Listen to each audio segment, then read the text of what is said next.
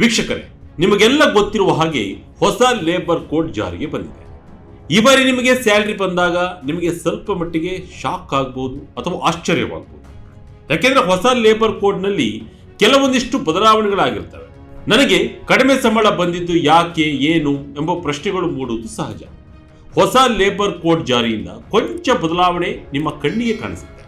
ಏನಪ್ಪ ಇದು ಇಷ್ಟೊಂದು ಕಡಿಮೆ ಬಂತು ಅಂತ ತಲೆ ಕೆಡಿಸ್ಕೊಳ್ಬೇಡಿ. ಸ್ವಲ್ಪ ಹೊತ್ತು ಕೂತು ನಿಧಾನವಾಗಿ ನಿಮ್ಮ ಪೇ ಸ್ಲಿಪ್ ನೋಡಿ. ಇದೆಲ್ಲವೂ ಕೂಡ ಈ ತಿಂಗಳ ಅಂತ್ಯದಲ್ಲಿ ವೇತನ ಪಡೆಯುವಾಗ ನಿಮಗೆ ಗೊತ್ತಾಗುತ್ತೆ.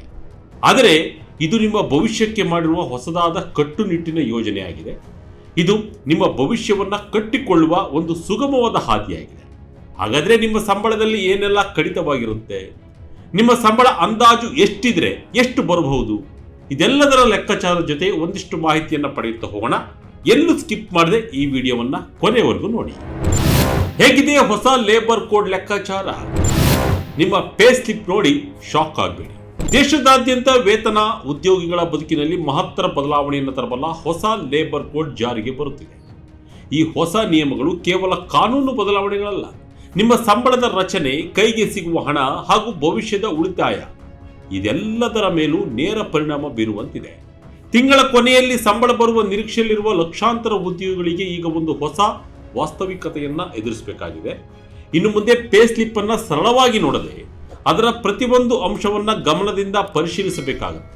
ಹೊಸ ನಿಯಮದ ಪ್ರಕಾರ ಉದ್ಯೋಗಿಯ ಬೇಸಿಕ್ ಸ್ಯಾಲರಿ, ಡಿಎನ್ಎಸ್ ಅಲಯನ್ಸ್ ಹಾಗೂ ರಿಟೈನಿಂಗ್ ಅಲಯನ್ಸ್ ಸೇರಿ ಒಟ್ಟು ಕಾಸ್ಟ್ ಆಫ್ ಕಂಪನಿ ಅಂದ್ರೆ ಸಿಟಿಸಿಯ ಕನಿಷ್ಠ 50% ಆಗಿರಬೇಕು. ಅಂದ್ರೆ ಕಂಪನಿಗಳು ಈಗ ಬೇಸಿಕ್ ಸ್ಯಾಲರಿಯನ್ನ ಕಡಿಮೆ ಮಾಡಿ ಇತರ ಅಲಯನ್ಸ್ಗಳ ಮೂಲಕ ಹೆಚ್ಚು ಹಣವನ್ನು ತೋರಿಸುವ ಹಳೆ ಪದ್ಧತಿಯನ್ನು ಮುಂದುವರಿಸಲು ಸಾಧ್ಯವಿಲ್ಲ. ಈ ನಿಯಮದಲ್ಲಿ ಸಂಬಳ ರಚನೆಯಲ್ಲಿ ಒಂದು ಸಮತೋಲನವನ್ನು ತರಲು ಉದ್ದೇಶಿಸಿದೆ. ನಿಮಗೆ 30,000 ಸಂಬಳ ಬಿದ್ದರೆ ಸಿಗೋದೆಷ್ಟು? ಪಿಎಫ್ಗೆ ಹಣ ಜಮಾ ಆಗೋದು ಎಷ್ಟು?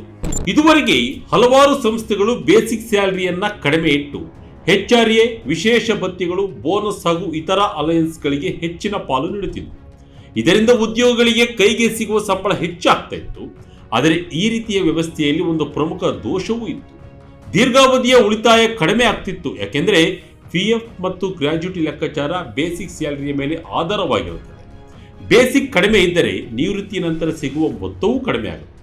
ಇದರ ಬಗ್ಗೆ ಸರಳವಾಗಿ ನಾವು ಅರ್ಥ ಮಾಡಿಕೊಳ್ಳೋದಾದ್ರೆ, ನಿಮಗೆ 30,000 ಸಂಬಳ ಇದ್ದರೆ ಬೇಸಿಕ್ ಪ್ಲಸ್ DA ಕನಿಷ್ಠ 50% ಇರಬೇಕು. ಅಂದರೆ 50%. 30,000ದಲ್ಲಿ 15,000 ಬೇಸಿಕ್ ಸ್ಯಾಲರಿ, 15,000 ಉಳಿದ 15,000 HRA ಪ್ಲಸ್ ಇತರ ಅಲಯನ್ಸ್. PF ಸಾಮಾನ್ಯವಾಗಿ ಬೇಸಿಕ್ನ 12% ಆಗಿರುತ್ತೆ. ಉದ್ಯೋಗಿಯಿಂದ 1,800, ಕಂಪನಿಯಿಂದ 1,800 ರೂಪಾಯಿ ಇವೆಲ್ಲವೂ ಕಡಿತವಾಗಿ ನಿಮ್ಮ ಕೈಗೆ 28,200 ರೂಪಾಯಿ ನಿಮ್ಮ ಕೈ ಸೇರುತ್ತೆ. ಇದನ್ನು ಹೊರತುಪಡಿಸಿ ಪ್ರೊಫೆಷನಲ್ ಟ್ಯಾಕ್ಸ್, ಇನ್ಕಮ್ ಟ್ಯಾಕ್ಸ್ ಇವು ಕಡಿತವಾದರೆ ಇನ್ನೂ ಸ್ವಲ್ಪ ಕಡಿಮೆ ಆಗಬಹುದು. ಆದರೆ ಮೊದಲು ನಿಮ್ಮ ಬೇಸಿಕ್ ಕಡಿಮೆ ಇದ್ದರೆ ಕೈಗೆ ಹಣ ಹೆಚ್ಚು ಸಿಗ್ತಾ ಇತ್ತು. ಈಗ ಬೇಸಿಕ್ ಹೆಚ್ಚಾಗಿರುವುದರಿಂದ PFಗೆ ಹೆಚ್ಚು ಹೋಗುತ್ತೆ, ಕೈಗೆ ಸಿಗುವ ಹಣ ಸ್ವಲ್ಪ ಕಡಿಮೆ ಆಗುತ್ತೆ. ಆದರೆ ಭವಿಷ್ಯದ ಉಳಿತಾಯ ಹೆಚ್ಚಾಗುತ್ತದೆ. PF ಇದ್ದರೆ ಯಾವೆಲ್ಲ ಉಪಯೋಗ? ಸರಳ ರೀತಿಯಲ್ಲಿ ನಿಮ್ಮ ಖಾತೆಗೆ ನಿಮ್ಮ ಹಣ.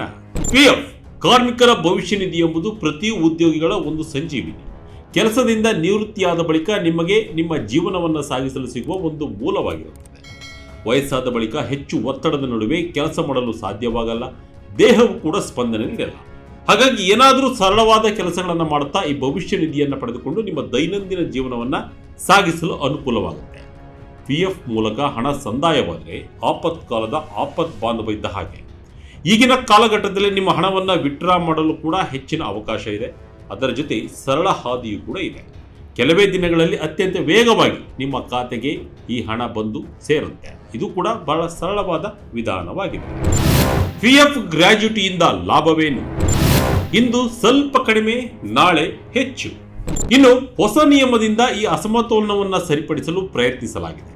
ಅಲಯನ್ಸ್ಗಳು ಒಟ್ಟು ಸಂಬಳದ 50%ಕ್ಕಿಂತ ಹೆಚ್ಚು ಇದ್ದರೆ ಆ ಹೆಚ್ಚುವರಿ ಭಾಗವನ್ನು ಬೇಸಿಕ್ ಸ್ಯಾಲರಿಯಲ್ಲಿ ಸೇರಿಸುವುದು ಕಡ್ಡಾಯವಾಗಿದೆ. ಇದರ ಪರಿಣಾಮವಾಗಿ ಬೇಸಿಕ್ ಸ್ಯಾಲರಿ ಹೆಚ್ಚಾಗ್ತದೆ ಮತ್ತು ಅದರೊಂದಿಗೆ PF ಹಾಗೂ ಗ್ರಾಜ್ಯುಟಿ ಕೊಡುಗೆಗಳು ಹೆಚ್ಚಾಗುತ್ತವೆ.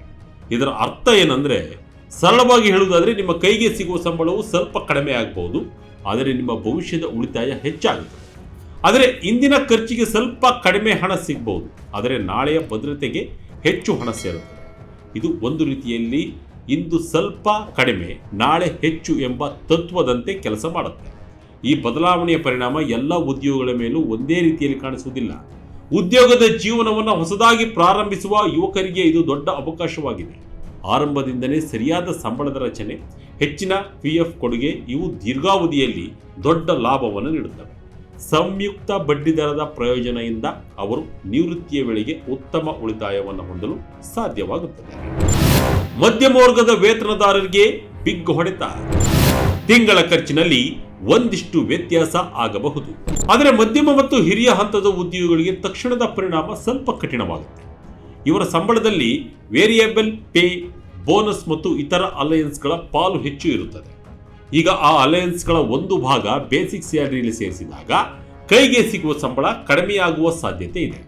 ಇದರಿಂದ ತಿಂಗಳ ಖರ್ಚು ನಿರ್ವಹಣೆಯಲ್ಲಿ ಕೆಲವು ಸವಾಲುಗಳು ಎದುರಾಗಬಹುದು, ಆದರೆ ದೀರ್ಘಾವಧಿಯಲ್ಲಿ ಇವರಿಗೆ ಇದರ ಲಾಭ ಸಿಗುತ್ತದೆ. ಹೆಚ್ಚಿನ PF ಮತ್ತು ಗ್ರ್ಯಾಚ್ಯುಟಿ ರೂಪದಲ್ಲಿ ಇನ್ನು ಕೆಲವು ಉದ್ಯೋಗಿಗಳಿಗೆ ಆಯ್ಕೆಯೂ ನೀಡಲಾಗಿದೆ.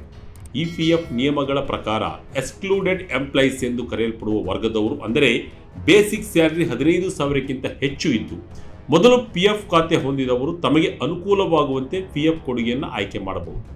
ಆದರೆ ಹೆಚ್ಚಿನ PF ಕೊಡುಗೆ ನೀಡಿ ಭವಿಷ್ಯದ ಉಳಿತಾಯವನ್ನು ಹೆಚ್ಚಿಸಬಹುದು ಅಥವಾ ಕನಿಷ್ಠ ಮಟ್ಟದಲ್ಲೇ ಇಟ್ಟು ಪ್ರಸ್ತುತ ಕೈಗೆ ಸಿಗುವ ಸಂಬಳವನ್ನು ಉಳಿಸಿಕೊಳ್ಳಬಹುದು.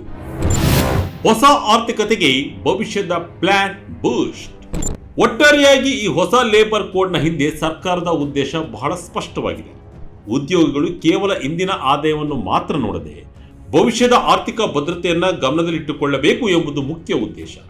ಇಂದಿನ ಸ್ವಲ್ಪ ಕಡಿಮೆ ಆದಾಯವನ್ನು ಒಪ್ಪಿಕೊಂಡರೂ ನಿವೃತ್ತಿಯ ಸಮಯದಲ್ಲಿ ದೊರೆಯುವ ದೊಡ್ಡ ಮೊತ್ತದ PF ಮತ್ತು ಗ್ರ್ಯಾಚ್ಯುಟಿ ಜೀವನದ ಅತ್ಯಂತ ಪ್ರಮುಖ ಹಂತಗಳಲ್ಲಿ ಆರ್ಥಿಕ ಭದ್ರತೆಯನ್ನು ಒದಗಿಸಲಿದೆ. ಈ ಬದಲಾವಣೆಯನ್ನ ಒಂದು ಸವಾಲಿನಂತೆ ನೋಡಬೇಕಾಗಿಲ್ಲ, ಬದಲಾಗಿ ಇದು ಒಂದು ಅವಕಾಶ. ನಮ್ಮ ಹಣಕಾಸಿನ ಭವಿಷ್ಯವನ್ನ ಹೆಚ್ಚು ಸುರಕ್ಷಿತವಾಗಿಸಲು ಪೇ ಸ್ಲಿಪ್ನಲ್ಲಿ ಕಂಡುಬರುವ ಸಂಖ್ಯೆಗಳು ಬದಲಾಗಬಹುದು, ಆದರೆ ಅದರ ಹಿಂದೆ ಇರುವ ಲಾಭ ದೀರ್ಘಾವಧಿಯಲ್ಲಿ ನಮ್ಮ ಜೀವನದ ಗುಣಮಟ್ಟವನ್ನು ಹೆಚ್ಚಿಸುವುದರಲ್ಲಿ ಸಹಾಯ ಮಾಡುತ್ತದೆ.